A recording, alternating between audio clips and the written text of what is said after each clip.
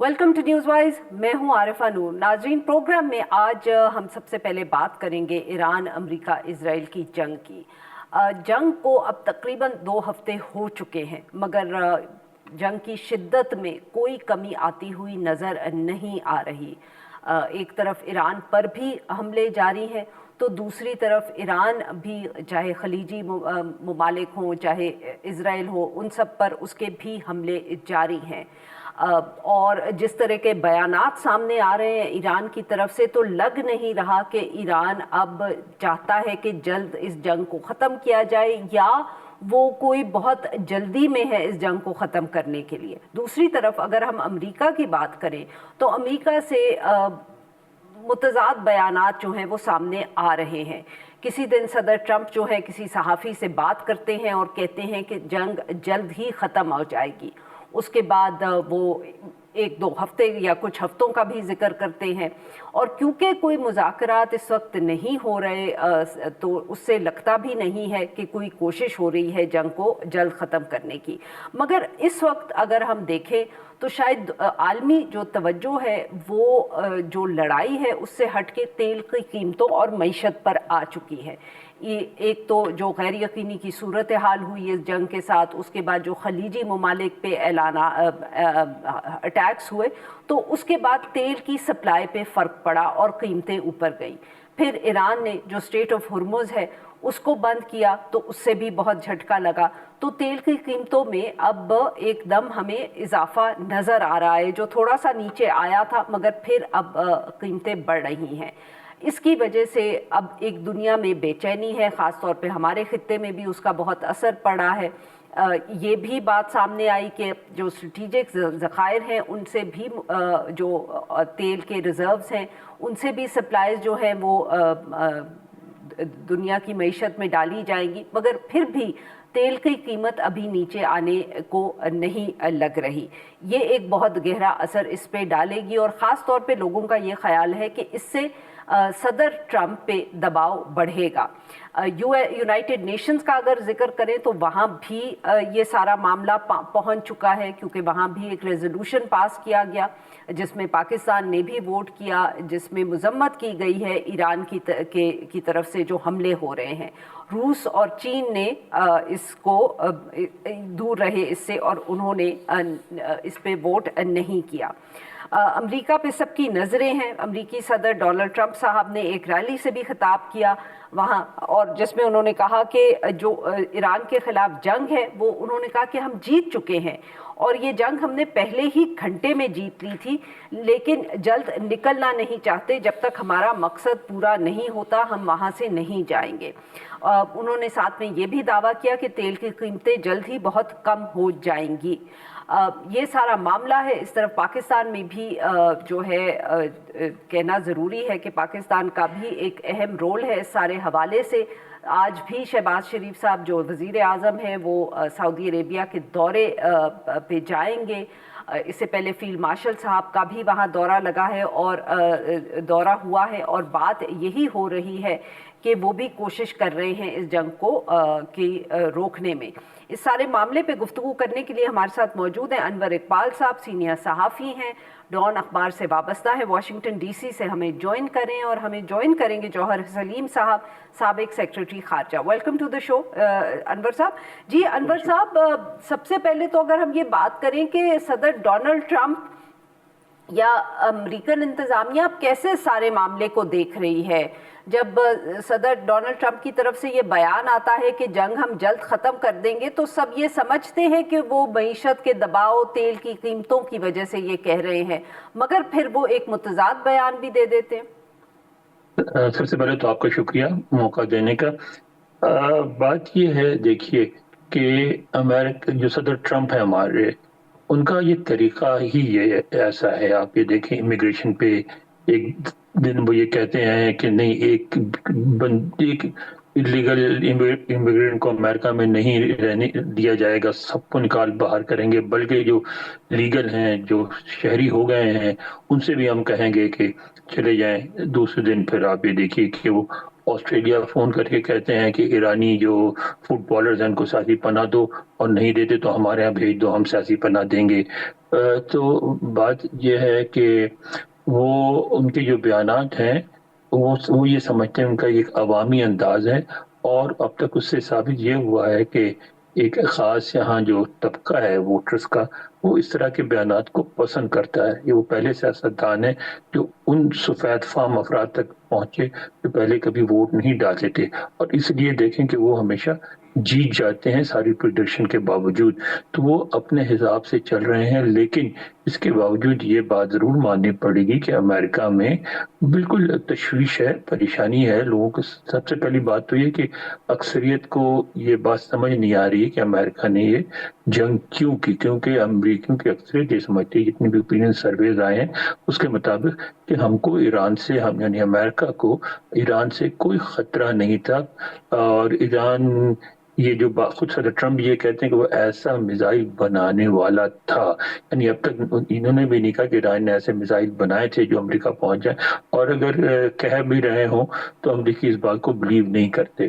تو ایک تو یہ وجہ ہے یہ کہ ان کو سمجھ نہیں آتی جنگ کیوں ہے، دوسری یہ کہ امریکی یہ سمجھتے ہیں کہ اگر جنگ کنٹینیو کی تو ہم اس افغانستان کی طرح یہاں بھی برسوں کے لیے پھنس جائیں گے، اور ایک بلا مقصد بلا جواز جنگ ہوگی جس میں ہم مخواہ ہمارا بھی نقصان ہوگا، ایران کا بھی ہوگا، سب کا ہوگا، اس کا نتیجہ کوئی نہیں نکلے گا۔ تو اکثریت چاہتی ہے کہ جنگ کا خاتمہ ہو، لیکن یہ جو دباؤ ہے ایسا نہیں ہے جس کی وجہ سے صدر ٹرمپ مجبور ہو صحیح جائیں۔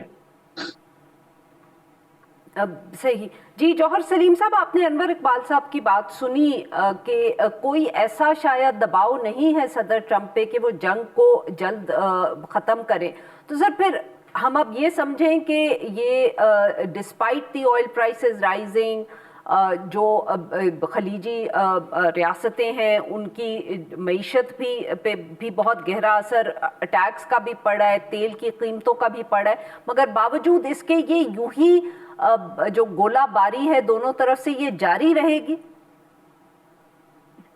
یہ ایک تو پوسٹرنگ ہے دونوں سائڈ سے، جس کا آپ نے ذکر بھی کیا کہ ایران کی سائڈ سے بھی بڑے ان کے کافی سارے مطالبات سامنے آ رہے ہیں، جس میں انہوں نے 3 پوائنٹس کا ہے کہ جی ایک تو ہمیں کوئی فرم گارنٹیز دی جائیں کہ آئندہ اس قسم کے جو ہے اٹیکس نہیں ہوں گے، اور اسی طرح جو ہے باقی بھی جو ہے جو اس وقت ظاہر ہے ان کی سائڈ سے مطالبات جو پہلے سامنے نہیں آئے تھے وہ سامنے آ رہے ہیں، بیکاز ان کو لگ رہا ہے کہ جو انہوں نے میزائلز فائر کیے ہیں گلف کنٹریز پہ، امریکہ کے اڈوں پہ اور اسرائیل پہ، وہ خاصے افیکٹو رہے ہیں ان کے اٹیکس، اور ساتھ ہی ساتھ جو ان پرٹیکولر جو ابنائے ہرمز کو بند کیا ہے اس سے تو خیر واقعات بہت فرق پڑا ہے دنیا میں تیل کی قیمتیں، وہ تو پریزیڈنٹ ٹرمپ جو ہے اپنے مختلف بیانات دے کے ان کو ابھی بھی انہوں نے بار بار نیچے لے کے آ رہے ہیں، اور میں 120 پہ چلی گئی تھی، آپ 87 پہ آئے کے بیان کے بعد، اس لیے پریزیڈنٹ ٹرمپ اپنے بیانات بھی تھوڑے سے بدل رہے ہیں، کیونکہ وہ نہیں چاہتے کہ آئل پرائسز بہت ہی زیادہ اوپر چلے گی، اس کا امپیکٹ تو ساروں کو ہی ہوتا ہے، صرف آئل پرائسز کی بات نہیں، آئل شارٹیج کی، اور پھر صرف آئل شارٹیج نہیں، دنیا کی کوئی 31% کے قریب جو فرٹیلائزرز ہیں وہ بھی اب نئے ہرمز سے گزرتی ہیں، تو وہ بھی ان کی بھی ترسیل اس وقت بند ہو چکی ہے، تو اس سے آگے ایک فوڈ کرائسس بھی کسی، اگر یہ بہت طویل ہوتی ہے یہ جنگ نوالت اختیار کرتی ہے تو وہ بھی اس پہ اثر پڑے گا، کیونکہ یہی وقت ہے جب وہ فصلوں کو وہ فرٹیلائزر کی ضرورت ہے بہت زیادہ۔ تو اسی طرح گیس بھی وہیں سے آتی ہے، دنیا کے ایک بڑا حصہ گیس کا، وہ اس کی بھی ترسیل اس وقت بند ہے، تو خاصا پریشر تو وہ جنریٹ ہو گیا ہے، جو اور وہ ایک قسم کا جس کو کہا جاتا تھا کہ ایران کے لیے وہ نیوکلیئر آپشن ہے، جو ان کا جو جس کے بعد کے ظاہر ان کی وہ گڈ ول بھی کم ہوگی، اور ان کے لیے جیو اسٹریٹجیکلی اس کے بعد جو ہے ایک ریپوٹیشنل لاس بھی ہوگا، لیکن ایران نے وہ لے لیا ہے وہ جو ہے، اور ایران نے یہ بتا دیا کہ جی وہ جو ہے نا اپنے دفاع کے لیے ہر حربہ استعمال کریں گے، تو انہوں نے بحری اڈوں پہ بھی اپنے ان کے جو امریکہ کے ملٹری بیسز ہیں سارے، بیشک وہ ایئر فورس کے بیسز ہیں جس پر قطر میں ہے، یا ان کے فلیٹ کا جو ہیڈ کوارٹر ہے بحرین میں ہے یا کویت میں، عراق میں، ہر جگہ پہ انہوں نے اٹیکس کیے، تو وہ انہوں نے جو ایران کے جو ہے وہ سمجھتے ہیں کہ ان کی وہ جو ریٹیلیشن ہے وہ خاصی افیکٹو ہے۔ اب امریکن پرسپیکٹو سے دیکھیں تو امریکنز یہ سمجھتے ہیں، جو اسرائیلیز بھی ہیں، کہ شروع میں جو انہوں نے ٹارگیٹڈ اساسینیشن کی وہ ان کی بڑی کامیابی تھی. اس کے بعد انہوں نے ایران کی نیوی کو خاصی حد تک تباہ کر دیا ہے, ان کی ڈیفینس تباہ کر دیا ہے, ان کی جو ہے آئل انسٹالیشنز بھی ہٹ کی ہیں, میزل سائٹس وہ تو یہ سمجھتے ہیں کہ انہوں نے 90% میزل لانچنگ سائٹس بھی تباہ کر دیے ہیں. تو وہ بھی اپنی طرف سے اپنے تئیں یہ سمجھتے ہیں کہ ان کی خاصی کامیابی ہوئی ہے, یہ ابھی جو 12-13 روز کی جنگ ہوئی ہے. اب مسئلہ یہ ہے کہ سلسلے دونوں سائڈ ہم دیکھ رہے ہیں کہ وہ پیچھے ہٹنے کو تیار نہیں ہے. پریزیڈنٹ ٹرمپ کی البتہ یہ عادت ہے, یہ بالکل عامر صاحب نے صحیح کہا, وہ ایک مرکیوریل بھی ہے, لیکن ساتھ ہی ساتھ دیکھیں ایک سائیکولوجیکل وارفیئر ہے, اور وہ ہمیشہ جو ہے اس میں پریزیڈنٹ ٹرمپ جو ہے اس میں خاصے ماہر بھی ہیں. وہ اپنے بیانات بدلتے رہتے ہیں, اس میں وہ اپنے لیے اسپیس کریٹ کرتے ہیں. اب اگر وہ ایگزٹ اسٹریٹجی کی اسپیس بھی وہ اپنے لیے کریٹ کر چکے ہیں کہ اچانک کبھی کسی وقت وہ اگر ختم کرنا چاہیں تو وہ اس کے لیے بھی آلریڈی ایک قسم کی راہ ہموار کر چکے ہیں بیانیے کے انداز میں. تو یہ ابھی جو ہے اس وقت میں سمجھتا ہوں کراس روڈز پہ ہے یہ جو اس وقت جنگ ہے.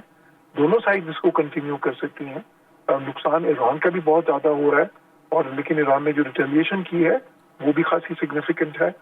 تو جو زیادہ مسئلہ کریٹ ہوا کیونکہ دیکھیں ایران تو اس سے پہلے دیتے رہے برداشت کر رہے ہیں. تو لیکن جو اصل لاس ہوا ہے جن ملکوں نے پہلے ایکسپیرینس نہیں کیا تھا وہ گلف کنٹریز ہیں. جی جوہر صاحب معاف کریے گا, مجھے یہاں ایک چھوٹی سی بریک لینی ہے. جی ناظرین یہاں پہ لیتے ہیں ہم ایک چھوٹی سی break. We'll be right back. Welcome back ناظرین. ہم گفتگو کریں انور اقبال صاحب سے اور جوہر سلیم صاحب سے, اور ہم ان سے بات کر رہے ہیں ایران کے حوالے سے. انور اقبال صاحب, آبویسلی ایک طرف جیسے آپ نے کہا کہ وہ کوئی اتنا زیادہ دباؤ نہیں ہے, مگر پچھلے دنوں بہت تنقید ہوئی ہے, جو بریفنگ بھی دی گئی ہے ہم کہہ سکتے ہیں لیجسلیٹرز کو, انہوں نے بھی بہت تنقید کی کہ سوچے سمجھے بغیر یا پلاننگ کے بغیر اس جنگ میں شامل ہوئے ہیں, امریکہ شامل ہوا ہے. رپورٹنگ بھی اس حوالے سے بہت ہوئی. How serious is the concern in Washington D C? کتنے تحفظات ہیں یا گھبراہٹ ہے کہ ایک جنگ میں امریکہ شامل ہو گیا ہے پلاننگ کے باوجود, اور اس سے بھی مسائل بڑھ سکتے ہیں؟ جی بالکل سیریس کنسرن ہے. گھبراہٹ تو نہیں کہوں گا, لیکن یہ کہ کنسرن بالکل ہے. سب سے پہلی بات تو ڈیموکریٹس ناراض ہیں, کچھ ریپبلکن بھی ناراض ہیں اس بات پر کہ کانگریس سے مشورہ کیے بغیر جنگ کا اعلان کر دیا انہوں نے. دوسری بات یہ ہے کہ جیسے میں نے پہلے کہا کہ سمجھتے ہیں کہ یہ اس جنگ کا کوئی جواز نہیں تھا, وہ بھی ہے, مظاہرے بھی ہو رہے ہیں, لیکن ابھی تک سیاسی دباؤ اتنا نہیں پڑا ہے. ہاں معاشی طور پہ تو بالکل امریکیوں نے فیل کرنا شروع کیا ہے. آپ گیس دیکھیں, $2.5 پر گیلن سے تقریباً $3.5-4 پر گیلن پہ پہنچ گئی ہے. تو $1.5 واشنگٹن ڈی سی کی آپ قیمت بتا رہے ہیں سر؟ جی یعنی $1 سے زیادہ کا اضافہ ہوا ہے پیٹرول کی قیمتوں میں. اور جس کی وجہ سے امریکہ میں پہلی دفعہ اس طرح کی باتیں سننے میں آ رہی ہیں کہ یار میں نے بڑی غلطی کی, کل ہی اگر میں ٹینک فل کرا لیتا تو اچھا تھا, آج دیکھو پھر $1 بڑھ گئی. تو یہ دباؤ تو ہے اور بہت شدید ہے. امریکی اس بات کو بہت زیادہ محسوس کرتے ہیں, تو وہ معاشی دباؤ موجود ہے. اور پھر یہ اخلاقی طور پہ اس کو جسٹیفائی نہیں کر پا رہے ہیں. مگر ساتھ ساتھ آپ جیسا انہوں نے جوہر سلیم صاحب نے کہا کہ ان کا طریقہ واردات ایسا ہے, آپ یوں کہہ دیں کہ وہ خود اپنے لیے دونوں طرف اسپیس کریٹ کرتے ہیں.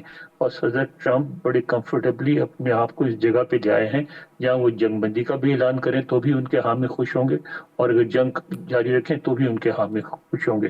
کیونکہ جو کل امریکہ جو یہاں UN سیکورٹی کونسل میں ووٹنگ ہوئی, اس میں جو ایران کے خلاف قرارداد تھی, اس میں دیکھیں اس کو 135 کنٹریز نے کو اسپانسر کیا.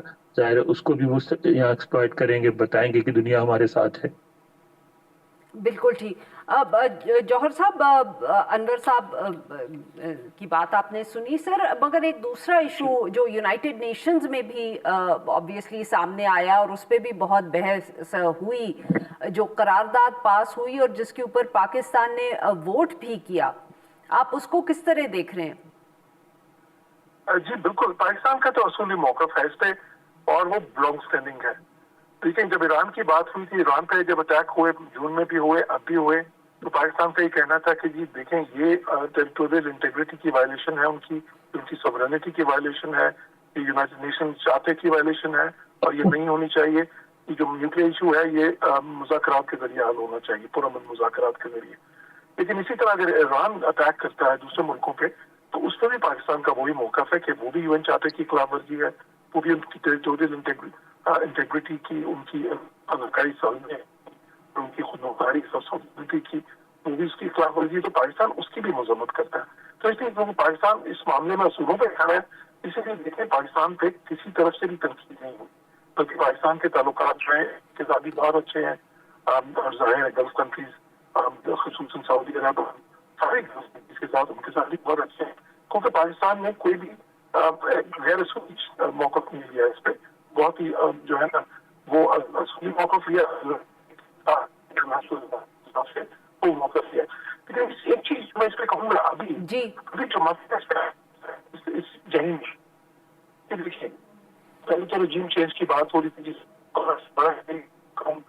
रजीम चेंज इस तरह नहीं होता कि आप एरियल बॉम्बिंग से समझें कि रजीम चेंज हो जाएगा वहाँ पे, और वो भी ईरान जैसे बड़े मुल्क में, ईरान तो पाकिस्तान से भी जोग्राफियाई तौर पर काफी बड़ा है और ज़ाहिर है उसकी आबादी भी कोई 95 मिलियन से ज्यादा की आबादी, तो और फिर बड़ा इंट्रेंस रजीम है। अब जो बाकी उनके जो ऑब्जेक्टिव्स थे, एटलीस्ट जो टेक्निकल ऑब्जेक्टिव्स थे, उसमें से कुछ उन्होंने अचीव किए हैं, ठीक है, उनका उन्होंने जो है नेवी कमजोर की, एयर डिफेंस को वीक किया, बाकी लेकिन जो असल मसला वो तो रह गया, वो तो न्यूक्लियर का है।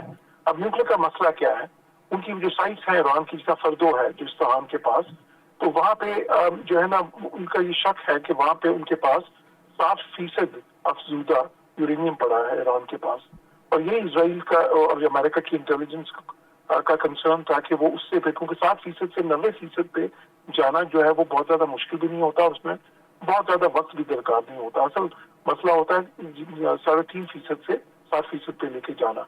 वो समझते हैं कि वो 450 किलो के करीब वो यूरेनियम है और उसको वो वेपन्स ग्रेड पे लेके जा सकते हैं।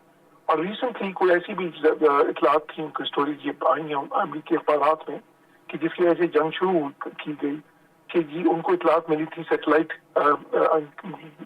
के जरिए और अपनी इंटेलिजेंस के जरिए कि वहाँ पे ईरानी जो है, क्योंकि वो उन्होंने बॉम्बिंग करके पहले जून में तो वो तबाह कर की थी, लेकिन ज़ाहिर है वो जमीन दोज हैं, तो उसके रास्ते उनके जाने के मसदूद हो गए थे सारे, तो उनको ये खबरें थी, इंटेलिजेंस थी कि ये ईरानी अब उसको दोबारा एक्सेस कर चुके हैं और दोबारा से वो जो नीचे बच के हुए थे वो कुछ सिलेंडर्स में है, गैस की सूरत में है इस वक्त, लेकिन उसको सॉलिडिफाई वो किया जा सकता है, वो ईरान के पास वो टेक्नोलॉजी है और वो मजीद अफसूदा भी कर सकते हैं।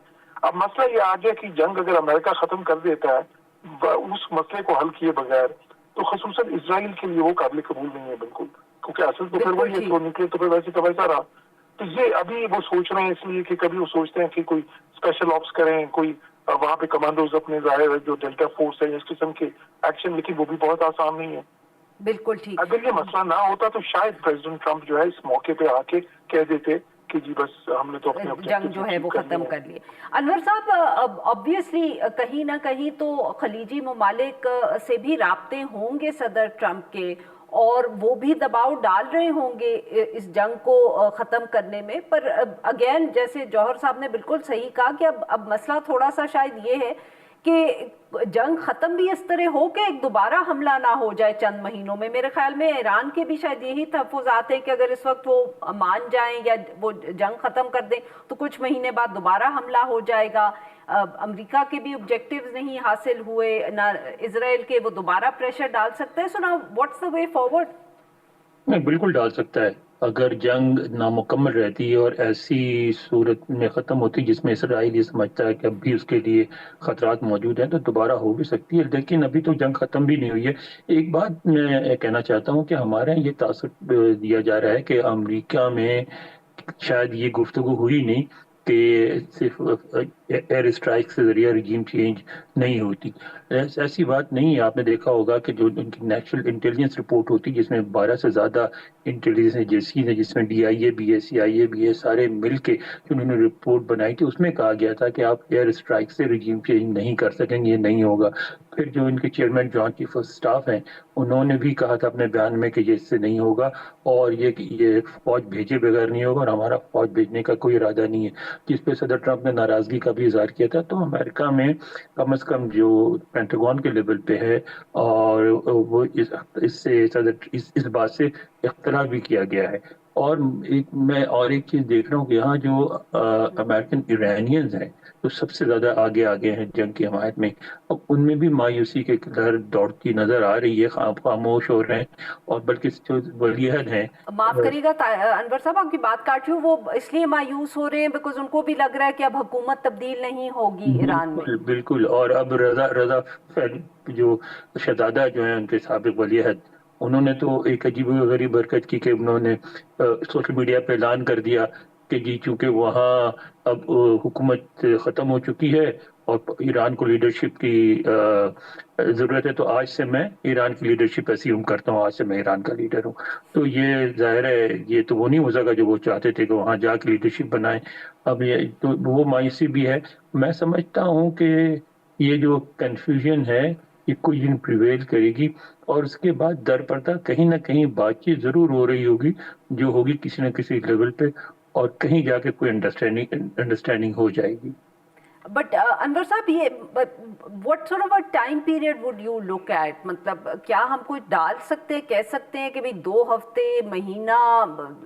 بیکاز obviously کہیں نہ کہیں چاہے پہلے ایران کا ہو یا امریکہ کا ہو، جو آرسنل ہوتا ہے وہ بھی ایگزاسٹ ہوتا ہے بالکل اس ہوتا قسم کی ہے، جنگ میں. بالکل ہوتا ہے. تو what sort of time period are you talking about in DC؟ کوئی اس قسم کی گفتگو وہاں ہو رہی ہے؟ اس سے یہاں تو صرف صدر ٹرمپ کہہ رہے ہیں، کبھی وہ کہتے ہیں ہم 4-6 ہفتے بھی لڑیں گے، کبھی کہتے ہیں کہ اس وقت مطلب ہم نے اپنے اہداف حاصل کر لیے ہیں، یعنی یہ نہیں کہتے براست ہم جنگ بند کر دیں گے، لیکن کہتے ہیں کہ اشارہ دیتے ہیں کہ کسی وقت بھی جنگ بند ہو سکتی ہے.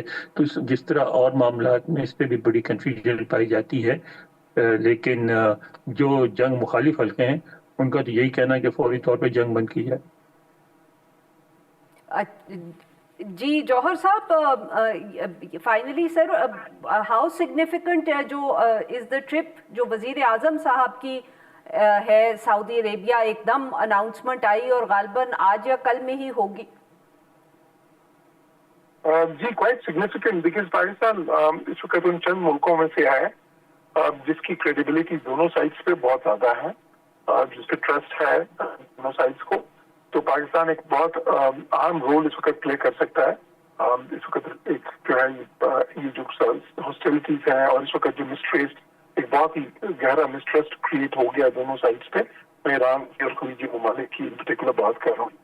تو اس میں تو پاکستان کا بہت اہم رول ہے اس وقت. اور دیکھیں آپ نے جیسا کہا اور انور صاحب نے بھی کہا، بیہائنڈ دا سین اس وقت بہت زیادہ ڈپلومیسی کچھ تو پبلک ویو میں ہے، اور بیہائنڈ دا سین سے بہت زیادہ بہت انٹینس اس وقت چل رہی ہوگی، جس میں بہت سے ملک شامل ہوں گے، چائنا، رشیا بھی، کچھ ویسٹرن کنٹریز بھی، جو ہے ترکیہ بھی. تو اس میں کوئی شک، کیونکہ دیکھیں سب کی بھی مشترکہ کوشش بھی ہے، خواہش بھی ہے کہ یہ ختم ہو، کہ یہ کانفلکٹ جو ہے صرف اس خطے کے لیے نہیں، ان خطوں کے لیے نہیں، بلکہ پوری دنیا کے لیے، دنیا کی معیشت کے لیے بہت ہی زیادہ خطرناک ہے. اور اس میں وہ جو آپ نے بات کی تھی کہ جی اگر اسلحہ امریکہ کی سائڈ ہے، کیونکہ ان کے لیے یہ بات ٹھیک ہے کہ ان کے لیے زیادہ مشکل ہے. جو میزلس ہوتے ہیں، جو انٹرسیپٹر میزلس ہیں، وہ مقابلتاً بہت زیادہ قیمت کے ہوتے ہیں، اور وہ ان کی پروڈکشن جو کیپیسٹی ہے وہ بھی ذرا کم ہوتی ہے. 1 مہینے میں آپ کچھ ہی بنا سکتے ہیں. جو آپ نے فائر کرنے والے میزلس ہوتے ہیں وہ بہت زیادہ بنا سکتے ہیں. انٹرسیپٹر میزلس بہت ہی سوفسٹیکیٹڈ ہوتے ہیں.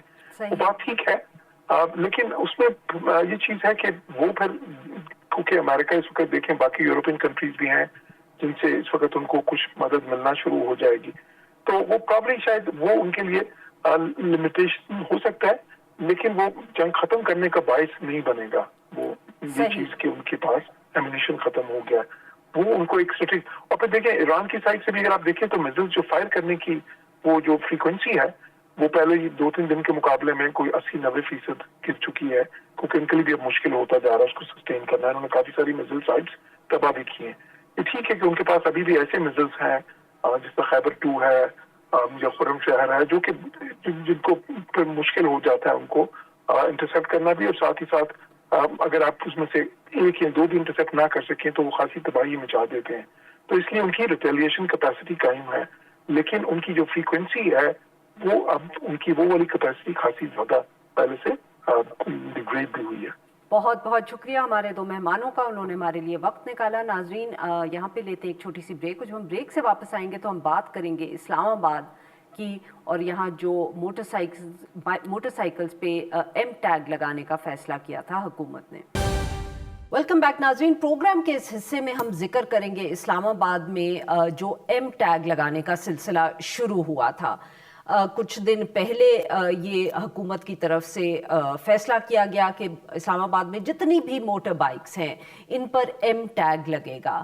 یہ فیصلہ سے بتایا گیا ہمیں کہ اسلام آباد کی سیکیورٹی کے لیے بہت ضروری ہے اور اس کو جلد از جلد کرنا بھی بہت ضروری ہے. اس کو پہلے بھی ہم نے شو میں کور کیا تھا اسی حوالے سے کہ یہ جس طرح اس کا فیصلہ کیا گیا اور پھر جس تیزی سے اس کو امپلیمنٹ کرنے کی کوشش کی گئی اس پہ بہت شکایات بھی آئیں اور بہت تنقید بھی ہوئی. کیونکہ جب یہ جہاں سے یہ رجسٹریشن ہونی تھی بائکس کی وہاں لمبے لمبے کیوز لگے ہوئے تھے, لمبی قطاریں تھیں, لوگ صبح گرمی کی حالت میں روزے کی حالت میں گھنٹوں گھنٹوں وہاں کھڑے تھے. جیسے کہ ساؤنڈ بائٹس میں بھی ہم نے سنایا اس پہ لوگ بھی بہت ناراض تھے. بار بار یہ بھی کہا گیا کہ آپ وقت تھوڑا بڑھا دیں, آپ رمضان کے بعد کر لیں, مگر حکومت بضد تھی کہ یہ ابھی ہی ہونا ہے.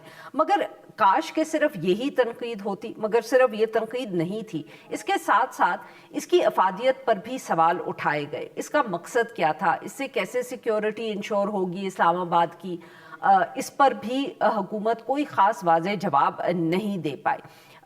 قیمت پہ بھی بہت تنقید ہوئی کہ ایک ایسے وقت میں جب مہنگائی ویسے ہی عروج پر ہے, لوگ مسائل ان کے لیے اور بھی بہت ہیں, تو 250 روپے میں یہ ایم ٹیگ بھی ان کو لگوانا تھا.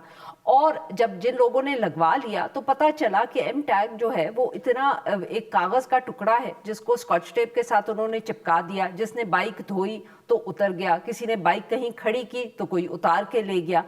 یہ بھی شہری پوچھتے رہ گئے کہ اگر اس طرح کوئی اتار کے لے جائے گا, وہ کہیں گر جائے گا تو پھر ہماری ذمہ داری کیسے بنے گی. مگر حکومت نہ ان سوالوں کے جواب دے رہی تھی, نہ اس نے کوئی اس میں دلچسپی دکھائی, بلکہ جہاں کہیں سیاستدانوں نے, پولیٹیشنز نے پارلیمنٹ کی کمیٹیز پر اس پر سوال اٹھائے تو آگے بتایا یہی گیا کہ ایسا ہی ہوتا ہے, دنیا کے اور بھی ممالک ہیں جن میں ایسے ہی ایک پروسیجر ہوتا ہے. مگر پھر شاید کسی نے حکومت کو بھی بتایا یا اوپر سے آرڈرز آئے, کچھ کہنا مشکل ہے کیونکہ اب یہ ہم سمجھ لیتے ہیں کہ شہریوں کی صرف شکایت سے تو اسلام آباد کی انتظامیہ کو کوئی خاص فرق پڑتا نہیں. مگر کچھ دن پہلے بات کرتے ہوئے صحافیوں سے جو ڈی سی اسلام آباد ہیں, انہوں نے یہ کہا کہ اب یہ فیصلہ کیا گیا ہے کہ جو FWO ہو وہ ایک چپ ڈیزائن کر رہا ہے, اور جب وہ چپ تیار ہو جائے گا تو پھر مفت میں وہ سب موٹر بائک والوں کو دیا جائے گا. اب یہ کیا وجہ بنی کہ ان کو یہ فیصلہ کرنا پڑا, اس پہ بات کرنے کے لیے آج ہمارے ساتھ موجود ہیں ریاض الحق صاحب, ہمارے کولیگ بھی رہے ہیں, سینئر صحافی ہیں. ویلکم ٹو دی شو. جی ریاض صاحب, اتنا شور مچا, حکومت بضد تھی, پارلیمنٹیرینز نے سوال اٹھائے, ان کا یہ ساری دنیا میں ایسے ہوتا ہے, پھر ایک دم ارادہ تبدیل ہو گیا. بہت شکریہ عرفہ, بالکل ایسے ہی ہے. اور نہ صرف پارلیمنٹیرینز بلکہ سوشل میڈیا پہ آپ لوگوں نے اس پہ پروگرام کیا, بہت سے لوگوں نے اس کو ہائی لائٹ کیا, بہت زیادہ اس پہ کرٹیسزم ہوا کہ اگر بارش ہو رہی ہے یا کہیں پہ دھونے کے لیے لے جاتے ہیں آپ, یہ چوری بھی ہو سکتا ہے, اس کو بچے اتار سکتے ہیں, کچھ بھی ہو سکتا ہے, اس کے لیے کیا کیا جائے گا. تو اب کل اسلام آباد آئے ہوئے تھے, پارلیمنٹ آئے ہوئے تھے میمن صاحب جو ڈی سی اسلام آباد ہیں, انہوں نے کہا کہ جی ایک اب نئی, جیسا آپ نے کہا پارلیمنٹ آئے ہوئے تھے, کیا کسی کمیٹی کی میٹنگ میں یہ ہوا, واٹ واز کانٹیکسٹ ذرا بتائیں ہمیں. جی, کمیٹی کی ایک میٹنگ تھی آئی ٹی کی, انفارمیشن ٹیکنالوجی کی. اس میں ایجنڈا آئٹم تھا تقریباً سیکنڈ لاسٹ یا لاسٹ, اس میں یہ طے تھا کہ مطلب یہ جو سارا اسلام آباد میں ایم ٹیگز لگ رہے ہیں بائکس پہ, تو اس کے حوالے سے کیا اسٹریٹجی سارا کچھ ہے. تو اس پہ ان کو بتایا گیا جی یہ تو پوری دنیا میں ہوتا ہے اور یہ کوئی ایسی نئی پریکٹس نہیں ہے کہ ہم جو کرنے جا رہے ہیں سارا کچھ ہے. پوری دنیا میں مطلب کہ کاغذ کا ٹکڑا اسکاچ ٹیپ سے چپکایا جاتا ہے. ظاہر ہے اب انہوں نے یہی کہا, اور یہ کوئی ہم اس کو بہتری کی کوشش کر رہے ہیں. وہ باہر پھر میڈیا سے بات کرتے ہوئے ڈی سی صاحب نے کہا کہ جی اب ایک نئی چپ تیار ہو رہی ہے. کیوں؟ کیونکہ FWO نے یہ کہا ہے کہ جو پہلے والا ہے وہ خراب ہو سکتا ہے, وہ اتر سکتا ہے, لہٰذا ہم بنا رہے ہیں. اب اگین شاید یہ چپ کی کوئی ڈیٹیل بتائی کہ کیسے لگے گا, کدھر لگے گا, کچھ انہوں نے کوئی تفصیلات نہیں بتائیں, کیونکہ وہ اگر ذرا فالو اپ کوشچن کرتے تو ان کو برا لگ رہا تھا, بس ان کو ایسا لگا تھا جو بتایا گیا تھا انہوں نے وہ بتایا. تو یعنی کہ ان کو بھی کسی نے کچھ بتایا, ان کو بھی پتہ نہیں ہے. آپ کی باتوں سے مجھے یہ سمجھ بالکل ایسے ہی ہے, کیونکہ جب وہ ایک ادارے کا نام لے رہے ہیں تو ان کو انہوں نے بتایا کہ آپ جا کے وہاں یہ بتا دیں. تو اگر آپ فالو اپ کوشچن تب آپ کو پتا ہوتا ہے جب آپ تیاری کر کے آتے ہیں, تو یہ وہاں گئے نہیں, فون پہ ان کو بتا دیا ہوگا اچھا یہ ایجنڈا آئٹم ہے اسٹینڈنگ کمیٹی میں سینٹ کی, تو آپ جائیں اور یہ بتا کے آ جائیں, بس یہ ٹھیک ہے, باقی دیکھی جائے گی, زیادہ باتیں کرنے کی ضرورت نہیں ہے, جتنا کم بولیں گے اتنا اچھا ہے. تو اب کیا ہے کہ یہاں پہ انہوں نے ان کو بتایا کہ جی تو کیا ایسے ادارے کو اب جا کے پتہ چلا ہے, کیا یہ جب آپ آرڈرز کر رہے تھے اس سے پہلے آپ نے یہ 2-3 چیزیں نہیں دیکھی, کہ آپ سمجھے کہ یہ بھی گاڑی ہے اس کی طرح ہوگا. یہ ایک سمپل لگنے سے پہلے لوگوں نے کہا کہ یہ کہاں پہ رکھیں گے ہم گاڑی کے جو میٹر ہوتا ہے, اسپیڈو میٹر ہوتا ہے, اس کے اوپر لگائیں گے تو بارش پانی اس پہ سورج کی روشنی بارش نہ بھی ہو تو یہ جناب 2 ہفتے کے بعد اتر جائے گا. تو یہ کس قسم کی چیز ہے؟ اب یہ کہہ رہے ہیں کہ جی ہمیں ریئلائز ہوا ہے کہ جناب یہ تو اتر سکتا ہے, خراب ہو سکتا ہے, اب ہم نیا لگائیں گے. اب جو لوگوں نے ہزاروں گھنٹوں, کچھ لوگ سحری کے بعد جا کے بیٹھ گئے وہاں پہ, اور اس کے بعد میں ایک پرسنلی ایک دوست کو جانتا ہوں جو جن کے بھائی تھے, وہ گئے صبح روزہ رکھنے کے بعد 6 بجے وہاں پہنچے یہاں پہ I-8 کے پاس, اور تقریباً 12:30-1 بجے ان کی باری آئی. تو 6-7-8 گھنٹے وہاں پہ لوگ بیٹھ رہے ہیں قطاروں میں. تو ریاض صاحب, تو جب یہ چپ تیار ہو جائے گا تو تب بھی لوگوں کو دوبارہ قطار میں لگنا پڑے گا, کیونکہ کسی کے گھر تو کسی نے آنا نہیں ہے. اگلا پوائنٹ میرا یہی تھا کہ یہ کوئی کسی کو کوریئر تو یہ کریں گے نہیں, نہ یہ ہوگا جناب جو ہمارے پاس ریکارڈ موجود ہے ہم آپ کو جو ہے آپ کے ایڈریسز پہ بھیج رہے ہیں, دوبارہ وہی قطاریں لگیں گی, دوبارہ وہی دیگا مشتی اور وہ قطار میں, اور ضلالت ہو رہی, آگے موسم مزید سخت ہو رہا ہے, تو یہ ایک بہت مشکل ہو جائے گی. تو میرا خیال ہے کہ ایک تو 2-3 چیزیں اس میں بڑی امپورٹنٹ ہے کہ ایل پلانٹ تھا یہ, اور کسی نے ان کو کہہ دیا کہ دیکھیں یہ بڑی, میں آتے ہوئے پچھلے دنوں میں نے پولیس والے سے کہا یہاں پہ 26 نمبر چنگی کے پاس کہ آپ ہر ایک گاڑی کو روک رہے ہیں, تو ہمارے تو ایم ٹیگ لگے ہوئے ہیں. کہتا نہیں بھائی جان, ہر ایک آپ کی طرح شریف نہیں ہوتا, چوری کی گاڑیاں بھی ہوتی ہیں. تو اس کا مطلب یہ ہوا کہ ایم ٹیگ جس گاڑی میں ہے اور وہ چوری کی ہے, تو پھر اس کا مطلب یہ تو ایک لوپ ہول ہے. پھر اس کے علاوہ جو بائک آپ لے کے جا رہے ہیں, کوئی شخص لے کے جا رہا ہے, تو ایک دن صرف اگلے دن ڈان اخبار میں بھی وہ تصویر آئی کہ جی ایک وہ میٹر ہے, اسکرین لگی ہوئی ہے, اور وہاں سے جو گاڑی گزر رہی ہے تو اسکرین پہ پولیس والا کھڑا ہے, وہ دیکھ رہا ہے اچھا یہ گاڑی ہے, یہ گاڑی ہے. سینکڑوں جو ہے ایک منٹ میں بائکس گزر رہی ہیں. آپ یہ کیسے جج کر سکیں گے کہ ان بائکس پہ کون ہے یہ؟ تو یہ ٹوٹل فیلئر ہے. اگر وہ دوسری چپ بھی آ جائے, اب یہ بیسیکلی کور اپ ہے اس چپ کا جو بلنڈر ہوا, اس کو دوبارہ اس دوسری چپ سے کور کیا جا رہا ہے. اور میں پچھلی دفعہ بھی یہ سوال پوچھتی رہ گئی, اور میں دوبارہ یہ سوال پوچھوں گی کہ چاہے چپ ہو, چاہے وہ ایم ٹیگ ہو, میرا سوال یہ ہے کہ اس سے سیکیورٹی کیسے بہتر ہوگی؟ کیونکہ یا تو آپ کہیں کہ ہر کونے نکڑ پہ کوئی ایسی چیز لگی ہوئی ہے جو اس ایم ٹیگ کو پڑھ رہی ہے, مگر اگر وہ نہیں ہے تو ہاؤ ڈز اٹ ہیلپ؟ بالکل ایسی ہے, یہی میں نے 2-3 مطلب کہ جو لائسنس پلیٹ سے ہم مسئلہ حل نہیں کر پائے, وہ اب چپ سے یا ایم ٹیگ سے کیسے ہوگا؟ یہ بڑی حیران کن بات ہے. اسلام آباد میں سیف سٹی, کل اسٹینڈنگ کمیٹی میں بھی اس پہ مزید ڈسکشنز ہوئی کہ کون سی کمپنیز ہیں, اور وہ جو فائنینشیل ٹائمز کی سٹوری کی روشنی میں, کہ جب آپ کے پاس اتنا سوفسٹیکیٹڈ بلینز آف روپیز کا پروجیکٹ ہے جو سیف سٹی پروجیکٹ کہلاتا ہے, جو نمبر پلیٹس کو پڑھ کے ڈیٹیلز بتا سکتا ہے, تو اس کا مطلب ہے کہ اس چیز نے کام نہیں کیا, تو آپ نے ایک اور چیز ایم ٹیگ کی شکل میں جو ہے متعارف کروا لی ہے. آپ وہ بھی چیز اب ظاہر وہ کام کرتی نظر نہیں آ رہی. تو سیف سٹی میں جب لائسنس پلیٹ نہیں پڑھی گئی تو وہ ایم ٹیگ تو ویسے ہی ریاض صاحب نہیں پڑھا جائے گا نا, وہ تو اتنا چھوٹا ہے. نہیں, وہ ایم ٹیگ تو وہ ریڈ کرے گا نا, وہ وہاں پہ وہ لگا ہوگا, وہ اسکینر اس کو ریڈ کرتے ہیں اور پھر اسکرین پہ وہ آ جاتا ہے. لیکن شہر میں کتنی جگہوں پہ لگے ہوئے. اگلا پوائنٹ یہ بہت امپورٹنٹ ہے کہ موٹر ویز پہ تو ٹول پلازا پہ سمجھ آتی ہے, اسلام آباد کے چند انٹری پوائنٹس ہیں یہاں پہ. اس کے علاوہ ایسے بہت سے راستے ہیں کہ جہاں پہ گاڑیاں جا رہی ہیں, اور وہاں پہ تو کہاں کیسے ریڈ کریں گے, کیا ہوگا؟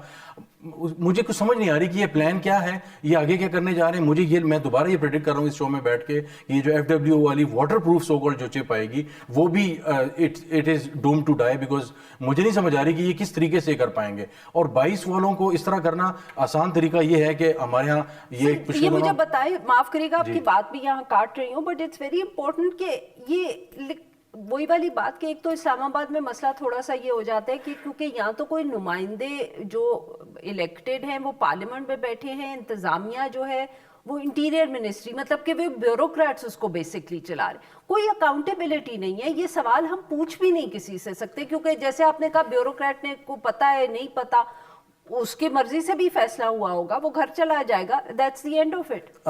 عرفہ بالکل یہ ایک بہت پینفل بات ہے کہ اس پہ بات شاید مجھ سمیت بہت سے لوگ نہیں کر پائیں گے کہ یہ کس کی سجیشن تھی, یہ پیسہ کہاں جا رہا ہے, اور یہ جو لوگوں کا وقت ضائع ہوا سارا کچھ, وہ کون ہے یہاں کے الیکٹڈ جو ریپرزینٹیٹیو ہیں اسلام آباد کے, وہ کہاں پہ ہیں؟ طارق فضل چودھری, ہم کل پی ایس سی میں بیٹھے ہوئے تھے, وہاں نظر آ رہے تھے, اور وہی پلاٹوں کی لڑائیاں اور وہ چیزیں ساری بحث مباحثے چل رہے تھے, لیکن یہ جینون جو مسئلہ ہے اسلام آباد کے لوگوں کا, آپ کہیں پہ کھڑے ہوئے نظر نہیں آئے, کسی ایک بوتھ پہ گئے ہوئے نظر نہیں آئے, کوئی پالیسی اسٹیٹمنٹ آپ دے دیں تو ایم ایل ایز کدھر ہیں؟ طارق فضل چودھری صاحب تو ایک ہے سر, 3 ہیں. بالکل ایسے ہی ہے. تو انجم عقیل وغیرہ وہ کہیں نظر نہیں آ رہے, کہ مطلب آپ کم از کم جسے کہتے ہیں کہ دکھانے کے لیے آپ جا کے کسی بوتھ پہ کھڑے ہو جائیں کہ آپ سب لوگوں کو کہیں, کوئی ویڈیو اسٹیٹمنٹ ہی جاری کر دیں, ہم آپ کے ساتھ کھڑے ہیں اور ہم کوشش کریں گے چیزوں کو بہتر کریں, اس کو تھوڑا اسٹریم لائن کریں. کہیں پہ کچھ نظر نہیں آ رہا. پیسے کس کے پاس جا رہے ہیں, مطلب یہ کہاں کا آئیڈیا تھا, اور اب تک اس سے کتنے پیسے کلیکٹ ہو چکے ہیں, یہ مطلب اس کا مقصد کیا تھا, اور کیا یہ دوبارہ جو شپ جاری ہے یہ فری دی جائے گی, تو یہ پہلے کیوں نہیں فری دی گئی, جو پہلے آپ لوگوں کو آپ ذلیل کر کے دوبارہ ایک لوگوں سے وہ پریکٹس کروانے جا رہے ہیں. تو میرا خیال ہے اٹس اے فیوٹائل جو ہے پریکٹس, اور آگے بھی اس کا مجھے کوئی بڑا فائدہ نظر نہیں آ رہا سوائے اس کے کہ یہ پبلک اور جو ہے نیشنل امبیرسمنٹ کا باعث بن گئی ہے. اور بس یہ وقت تمہارا ختم ہو گیا, بٹ ہم دعا کرتے ہیں یا ہم اپیل ہی کر سکتے ہیں کہ طارق فضل چودھری صاحب, انجم عقیل صاحب اور خرم نواز صاحب جو ہیں, وہ کسی دن جن لوگوں کو ریپرزینٹ اپیرنٹلی کرتے ہیں, بٹ خیر ان کو پتہ نہیں ووٹ بھی کتنے ملے اور وہ کس کو ریپرزینٹ کرتے ہیں, یہ بھی ایک بہت بڑا سوال ہے, بٹ ان کو پھر بھی لوگوں کے لیے کچھ نہ کچھ تو کہیں نہ کہیں تو اس پہ کوئی اسٹیٹمنٹ دینی چاہیے. آج کے لیے بس اتنا ہی. We'll be back on Monday now.